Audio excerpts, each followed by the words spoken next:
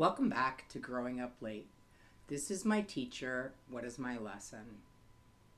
There's a story about a farmer, and he has one horse, and his horse escapes, and his neighbor says, "Oh my gosh, that is such bad news."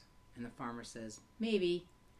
A couple days later, the horse returns with all these other wild horses with it. And the neighbor says, "Oh my gosh, what great luck." And the farmer says, "Maybe." And that's something that I did my whole life. I decided, is this good news? Is this bad news? I was just like the neighbor. I wasn't curious. I was deciding, and I was definitely picking a judgment about everything that came my way. And one of the things that I think we hope for is excellent teachers. Not necessarily just in school, but in life. We hope the teachers we want are parents. We want our parents to teach us. We want wise friends to teach us. We want inspiring people to show us an example and be our teachers. And what we get sometimes is disappointment, disillusionment, criticism, failure. Not the teachers we're looking for at all. We want teachers that are showing up with flowers in a pretty package and a nice bow on it. And speaking for myself, a lot of my teachers have come in gifts so ugly I would have returned them before unwrapping them. I listened to a woman after my major life setback and somewhat of a collapse for a long time. She one time suggested that I share some of the things that were happening with this one woman. And this woman was not exactly in my fan club. She was more of a frenemy. I respected some things about the way she lived her life, and I knew she didn't really particularly care for me, but I wanted to find out why. What was the reason? How would this be beneficial to me?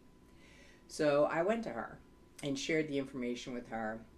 And I think she took it as an opportunity to unload a bit on me, to, point out my failures, my falling downs, my insufficiencies, where I was lacking. I think she seized upon an opportunity to do that. And she gave me her take on things, a little bit of her advice.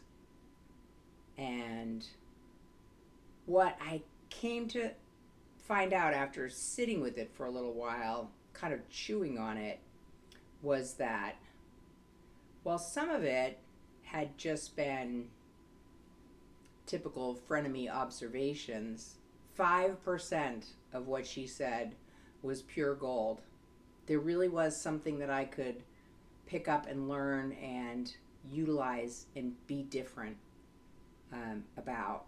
And it added to my education in life. And then there was the woman herself. She was somebody that I respected, the woman who sent me to visit with her, a great deal. For many years, I would visit with her. She was a mentor. I really admired and respected her. I loved her. I wanted her approval, I'm sure of it. My own mother having passed away many years ago. And she gave some really good advice. She gave me a lot of guidance throughout a difficult time in my life and was greatly helpful to me. But as the expression goes, take my advice, I'm not using it. I noticed some patterns in her life that she was inadvertently teaching me. And probably the biggest thing I realized was that when she had a relationship that was difficult or challenging or unpleasant, she used a chainsaw. She cut that person out of her life. There was no understanding, healing, rehabilitation. It was like that was her primary tool. Bad situation, cut it off. Disagreeable relationship, cut it out. Yeah, she was a chainsaw lady. And she never said to me, if something's problematic, just cut it out of your life, as strongly as I witnessed it in her own life. And I remember for a long time, I looked at that as someone who was, far better than me at setting boundaries and, having lines in the sand that were not to be crossed over, a high character, a strong personality, someone who knew what was and wasn't acceptable to them. And then at some point, my observation flipped to, she's cutting everybody out. She's separating herself from the world. And I will tell you that that observation struck me deeply in regards to, I did not want to do that. I was not willing. I was not willing to cut people completely out of my life. And she was ruthless about it. And one day, I didn't follow her guidance. And I wasn't willing to rethink it. I had learned. I had grown. I had changed so much. I started to really get this deep foundation of my beliefs. And I lived them. And when she challenged me about this, I didn't back down. I stood pretty solid in my convictions on how I was going to handle something. And guess what? She took the chainsaw to me. I mean, it was a very loving separation of, I've taught you everything there is that I can teach you, be free, grasshopper. You have learned. The student has learned. You graduate. And maybe you need to go learn from someone else. But it was the chainsaw. And it was a good lesson on both counts. I learned so much through what she shared of her experience and what she directly taught me. And then the ultimate learning was the end of the relationship. And I will say, after a period of time, we both made efforts to remain friendly, but it was never the same. Recently, she's come to mind a lot as I'm going through the process of revisiting these moments in my life. I can see how much of what she shared with me shaped the decisions I made. So, an excellent teacher in more ways than she intended to be. There was this other teacher I had. This was somebody that I really admired. They had ideals and values, like a public servant, just such a shining example of, exemplifying all these lofty ideals and principles that I really admired and aspired to in community volunteerism. And I just hung on their every word, and we were both serving the same organization, and over time I counted on their wisdom a great deal. And then came the time where I made a choice that, despite their good guidance, I didn't really simply want to be an extension of them. I didn't want to be their arms and legs in a way of them continuing in a role. I had some things I believed on my own independently. And oh my gosh, that did not go over well. As soon as I started to exert my own beliefs in the work I was doing, they flipped from mentor to adversary. I mean, there's no other way to say it. They became an adversary. They were very angry that I wouldn't do things the way they thought they should be done. Whenever large community groups get together, there's always disagreements, and I had really fallen along on their path, and it was a big divergence for me to take a different tact. And this did not go over well at all. And shockingly, to me, this person who I had thought had such high moral character, and perhaps they did, in other regards, really sunk low to discredit me, to attack me, to enlist supporters to try and oust me from the position, volunteer position, mind you, that I was holding. And I was just, I mean, of course, at first I was shocked and saddened and angry and all the things, right? But I came to realize over time, and oh yes, some of it in retrospect, that I was learning something in this process as well. And I remember it all it didn't end, but for me, it culminated in them kind of circling around with a group of people while I was chairing this large meeting, and they just kept objecting to the way I was handling things. They just kept coming up with, but we used to do it this way, and it shouldn't it be this way, and blah, blah, blah, blah. And they had enlisted some friends to go along with it. And I remember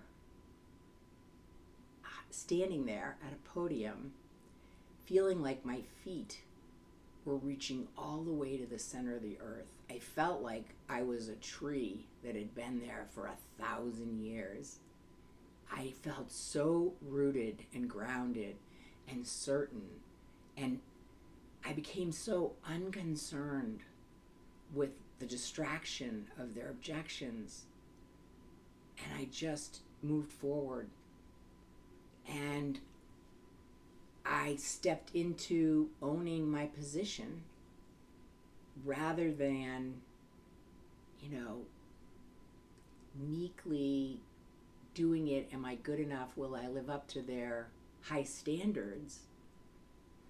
It was my turn, and I got to make mistakes and learn and get support and lose support and have my ideas welcomed and hated. And, the relationship didn't end. There was much bigger outbursts from them in the future, but I wasn't shaken by it anymore. And it was just, if that's the way they want to be, and I just kept doing what I felt was right. So, and these are the kinds of lessons that I would not wish on my worst enemy. Some of the experiences that came about as a result of that, they were horrible situations, upsetting, but I wouldn't have missed them for the world, because they gave me a confidence and a knowing and a sturdiness that I could never have gotten any other way. Because, that's what we need to do in life, right? Is make our way, right? But the guidance that we get from people is constant. I see it everywhere. I get to make choices about who I am, what I believe, how I feel, and I get to be open to embracing new ideas, new concepts, different ways of looking at things. I get to do all of these things. It's my life. And these are my lessons, right? And, some teachers show up with flowers and a sweet little box wrapped with a bow. And some teachers show up with flamethrowers and want to burn it all down. And what's left is what's true. For me, anyways. That's how it's been in my experience. And, there's there's always the lesson below the lesson. And, I've talked about awareness, and this is curiosity. I developed a genuine curiosity of, as I was told, try that on. Does it fit? Is it me? Is it not? I get to decide this. I remember at the time of my divorce, I thought it was the worst possible thing that could ever happen to me. It was terrible. And what did I learn? Don't outsource your power or your happiness or your security. And underneath that, I got to grow. My financial collapse, it was humiliation, embarrassment, horrible. What came out of that? Resilience, being in my big empty house for a while, empty, lonely. What came out of that? Freedom. Also, freedom about the money. Because when you have nothing left to lose, you have nothing left to lose.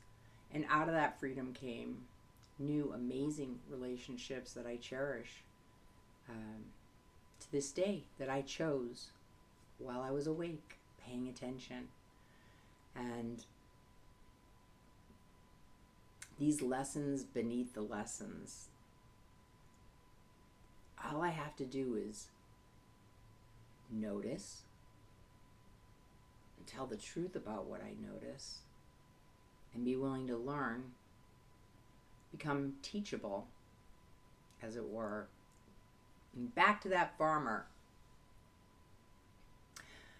So the horse came back with all those horses, and the neighbor thought it was wonderful. The farmer said maybe, and he had a son who rode on the horses and broke his leg. And the neighbor said, tragic, terrible. And he again said maybe. And then the army came to conscript soldiers. And when they came to his farm, his son was there with a broken leg, so they couldn't take him. Oh, thank goodness, he was saved. Maybe. Who knows what happens next for the Taoist farmer? But I know, as far as this individual goes, speaking for myself, I am going to continue to notice things, tell the truth about them, and be willing to learn and be teachable about them.